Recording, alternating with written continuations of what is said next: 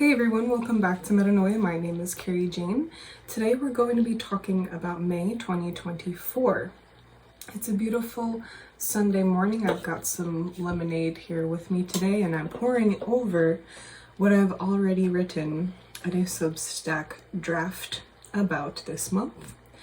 So yeah, this will also be a Substack post. Check out the link, subscribe. It's nice. It's another form of media. I have music in there, I have pictures, I say different things sometimes. What I say and what I write is always going to be a little bit different, as I think most of you can agree. So check that out if you haven't yet. Also, thank you so much for liking and commenting on these posts.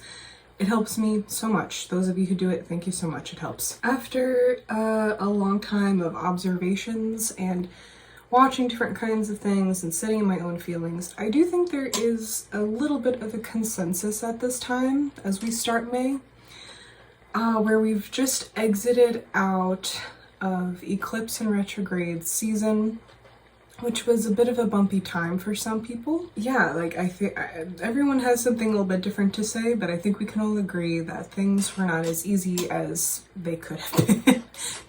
Whether that be stuff happening in their everyday life or internally. So I don't know. I mean, I definitely had a typical 8-year, 3-month. That's probably just because that's, my personal month. I did have a lot of social plans, more than I normally do for that month. I did kind of feel like I did have to pay attention to the mind, body, spirit a little bit more than other practical matters that I'm typically really focused on. So now we arrive in May and it's not the most exciting chapter of the year, not going to lie, but it is a very impactful one. So it's an important month. You might be a little bit bored with this month's message, but it's necessary. May is going to be, I think, addressing certain obligations that we put on the back burner. This is an opportunity for progress. Let's go over some keywords here while I'm talking about it. We have organization, progress, traction, structure, pragmatism, plans, consistency, and effort. Yeah, the 8-4 combo, natural match. And this is just kind of a plain hard work kind of month. So I have advice for that. I can say this and that. One thing that I would like to mention, if you guys have a hard time finding motivation, that's the biggest hurdle to get over, in my opinion. I don't know how people just have endless amounts of motivation every day. I go through seasons. I find I go through 3 weeks of being so productive and I'm all over the place and I'm doing 40 things at the same time and I'm able to just do them and do them well. And then I go into typically then a 6-week season where I'm very much not that person anymore. And I go in and out of these phases. But May is going to ask some consistency of us. I think that we're going to have to be slow and steady and focus on long-term progress, which is going to ask of us of some amount of structure, some amount of routine. I'm going to do a more sustainable approach. But anyway, one thing that helps me get motivated is I like to watch YouTube videos of people who are working on passion projects. One of the people that I follow is Hannah. I always call her Hannah in my mind. I think her name is Hannah Lee Duggan or something like that. I'm looking it up right now, hold on. Yes, Hannah Lee Duggan. I wanted to make sure I got that right in case you wanted to check it out. I like to watch her videos every weekend because often, it's a mixed bag, but often she posts these videos of her working on a lot of house projects and things that she is just, passionate about in general. It's not all really glamorous. She's not always doing the most glamorous of stuff, but then you see the end result and it's wow, that looks amazing. Good job. Look at this beautiful home that you've made for yourself. And she's on her own for the most part, doing it by herself. And I kind of need that example a lot of the time because I'm often completely by myself. I have to be my own motivator 24/7. And we all do have to do that to like some extent.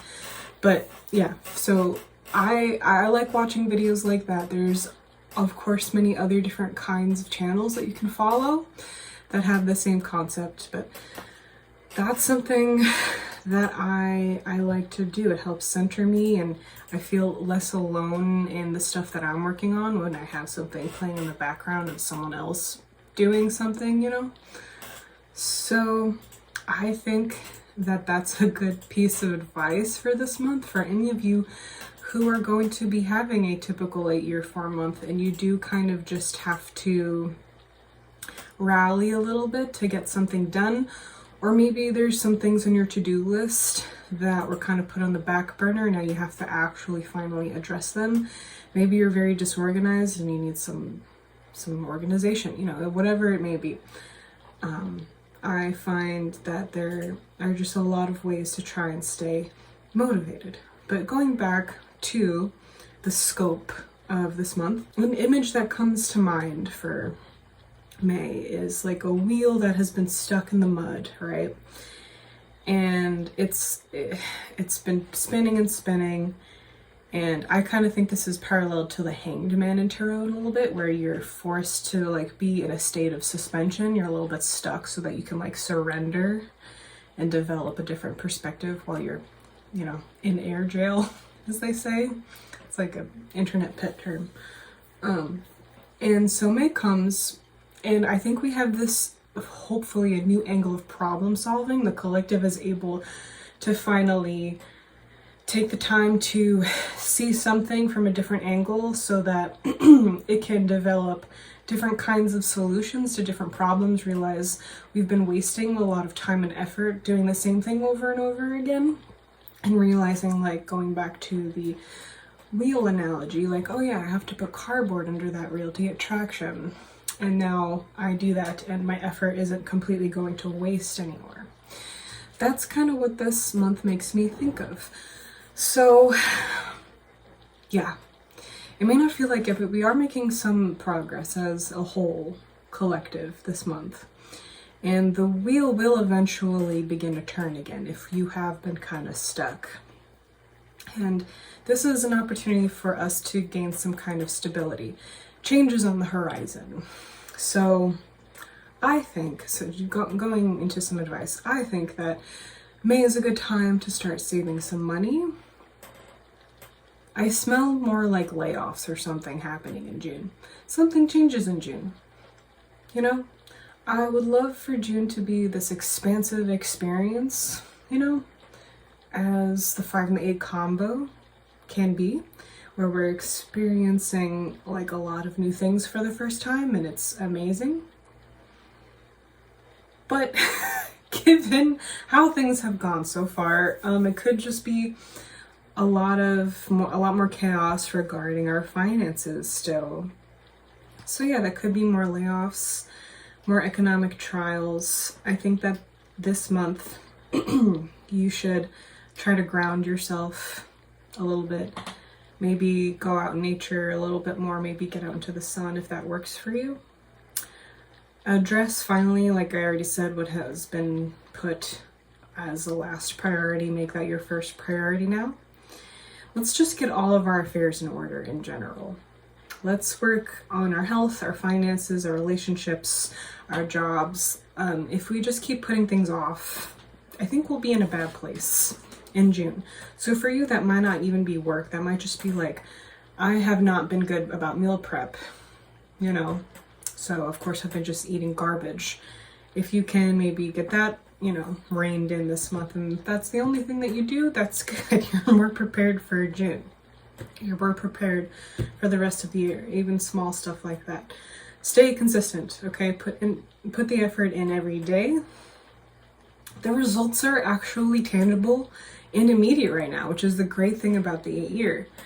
We're kind of seeing things play out a little bit more quickly, I think. I think there is a little bit of an emphasis on health this month. I do think that We need to figure out how to do things a little bit more sustainably just for our body's sake. And for many that means weight loss, but in my opinion, I think there's a lot of things that are much worse than being fat, such as heart disease and diabetes and cancer.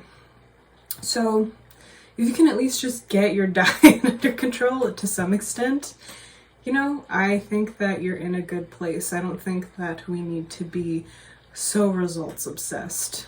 I don't want to encourage everyone killing themselves over scale numbers. I just think that's a waste of time, in my opinion. Depends on who you are and what circumstance you have yourself in. But if your blood work is fantastic all of a sudden because you took 3 months to focus on eating healthy, why care that you lost 10 pounds instead of 20 pounds? You know what I'm saying? So moving forward, there I think is a bit of a dichotomy in our efforts right now.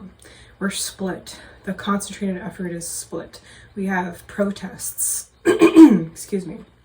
For anyone following what's been happening in America right now, it has been very scary for a long time now. It's not new.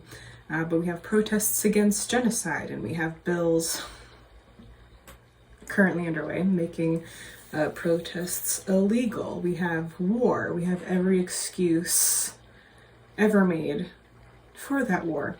We have challenging the corporate oligarchy. A lot of that is getting challenged now. And then we have that same corporate oligarchy working very hard at trying to take our basic liberties away from us, our democracy. And there's just an awful lot of people fighting to keep things the same exact way they've always been. I've had so many thoughts about this. I was like, it's like people assume, oh, they just didn't pay attention in history class. Or, oh, they just had a poor history teacher. No one really paid attention to that. Yes, that's true. Education has really fallen short in America. In many cases, that is true. But the extent of this problem is so profoundly terrifying that I think there's just a lot of unexamined aspects about human psychology that we have just not paid attention to long enough for things, for example, a human who has received a decent education, paid attention in history class, can just decide, oh, that written fact is not convenient for me. I can think of 3 things where that makes it untrue, so it must not be true. And then just have this kind of Al Gore inconvenient truth thing happen, like with the climate, the whole climate debacle. But it's not even just about the climate anymore. I think that you can do that in every single circumstance. I think if the truth is not convenient to you in your life experiences, it's obviously not true anymore. And now you get to have opinions that are very much rooted in going backwards, where body autonomy is not a thing anymore. And yeah, like, you should not have a right to protest, and people have every excuse for everything these days. And I think that things are going to get worse simply because we are not willing to look at how deeply sick, how profoundly sick the human race is as a whole. It is just very, very scary. Going back to my silly numerology, I see May as an opportunity to dig down deep, to get stubborn. We have to take responsibility for our future. This is a responsibility-heavy combo. We see it sometimes with the 6. That's more like how things feel. No, this is just like very practical matters. We have to take responsibility for our individual lives, for our futures, and ultimately for humanity. What we want for humanity. You are more powerful in that process than you think you are. You can actually make a difference. you can. And I don't like telling people how they're supposed to do that, because for every person it's meant to be something different. So I've never been one to tell people how they need to do that, and be like caught up on this is the only way to help change things. You know, I think it's going to take multiple things to help us get through this life together. And I just wish that we would all decide, hey, how about making life worth living for everyone? Because no one is free until everyone is free. I just wish we would make that choice. I don't think we'll ever make that choice in my lifetime, but I'm gonna, keep fighting the good fight in the meantime. So, yes. Please let me know if you have any questions. If you want to, revisit this video, go through like my short list of recommendations. I have a bonus card reading that I have behind a paywall on Substack. It's only like $7 a month. And people have been finding that to be useful. Thank you, Janice, for becoming my first founding member and for helping me believe in myself. Thank you. That helps me more than you can imagine. So thank you so much. Thank you so much for taking the time to watch this video. And I am looking forward to tuning back in to June. And I just think this is just a very interesting year.